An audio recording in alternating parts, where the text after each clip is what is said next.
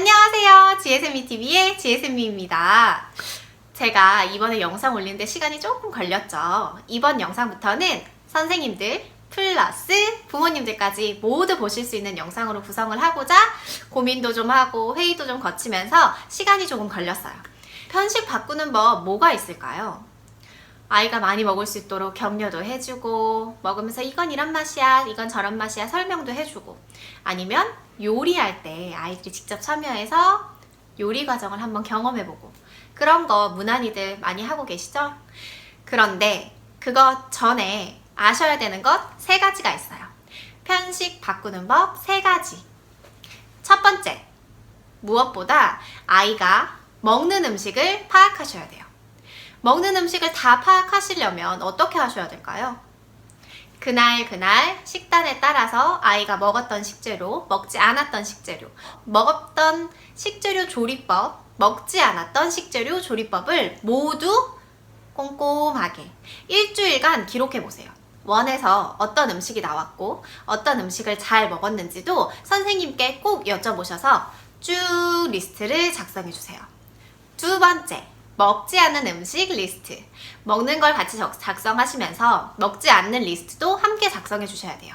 왜냐하면 아이가 어떤 걸 먹는지 어떤 걸 안 먹는지 알고는 있지만 정확하게 파악하지 못하신 부모님들이 사실 많거든요.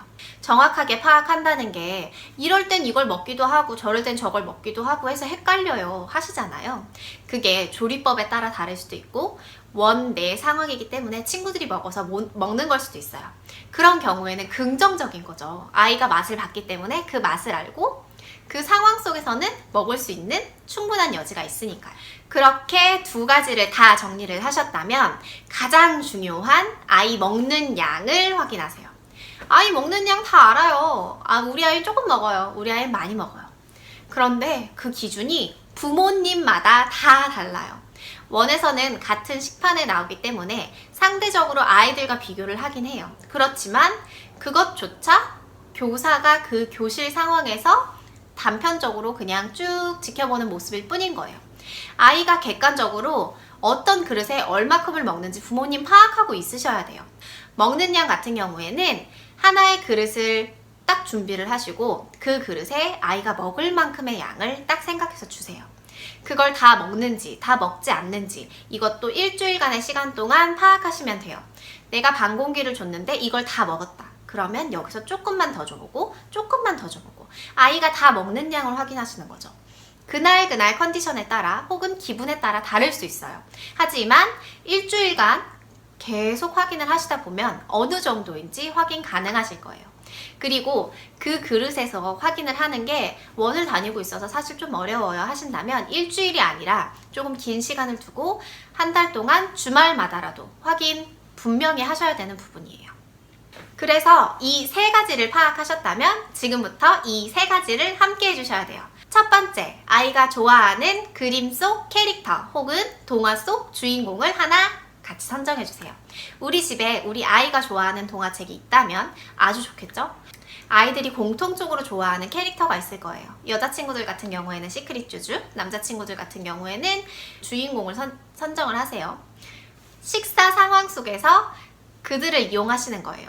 예를 들자면 이런 상황인 거죠. 밥상이 있고 밥이 있어요. 아이들과 함께 먹으시다가 넌지시 이야기해주세요. 그때 엄마가 시크릿 주주랑 얘기해봤는데 주주는 김치 먹고 그렇게 피부가 뽀얗고 예뻐졌대. 엄마도 김치 좀 많이 먹어야겠다. 김치 먹고 주주처럼 예뻐져야지? 그러면 여자아이들은 분명히 흥미를 보일 거예요. 흥미를 보이면서 김치를 한두 번쯤 맛볼 수 있는 기회도 생기겠죠. 2번째, 아이가 놀이 상황 속에서 자연스럽게 노래로 익힐 수 있게 해주시는 거예요. 제가 하는 것처럼요. 이건 제가 입에서 입으로 들은 손유이라서 정확한 가사나 정확한 내용은 잘 모르지만 제 식으로 한번 해볼게요. 시작해요. 밥 한 번 먹고 반찬 먹고 밥 한 번 먹고 반찬 먹고 소세지 먹고 시금치 먹고 골고루 먹고 튼튼해지자. 어떠신가요? 짧은 손유이면서도 아이들 식습관에 관련된 손유이라서 아이들하고 충분히 즐겨보실 수 있으세요. 마지막 세 번째는 밥을 반 공기만 먹고 이후에 뭐 뻥튀기를 예를 들어서 뻥튀기를 동그란 뻥튀기로 10개씩 먹어요. 이 뻥튀기를 먹고 입이 달달하니까 다음 식사 시간에 또 밥을 반 공기만 먹어요. 그 다음에 어느 정도 소화가 되면 또 군것질이 주어지죠. 과일이라던가 아이들이 좋아할 만한 어떤 것을 주고 나면 아이는 또 포만감이 생기고 그 다음 식사 시간에 또 먹지 않게 돼요. 이건 계속 반복이 되는 나쁜 식습관 중에 하나죠. 근데 이걸 잘 파악하기 어려워하세요. 특히 할머니, 할아버지들이 키워주시는 아이들 같은 경우에는 아우 밥 조금 먹었으니까 안쓰러우니까 이거라도 주자 라고 하시는데 그거 부모님들이 설득하셔서라도 꼭 바꾸실 수 있으셨으면 좋겠어요.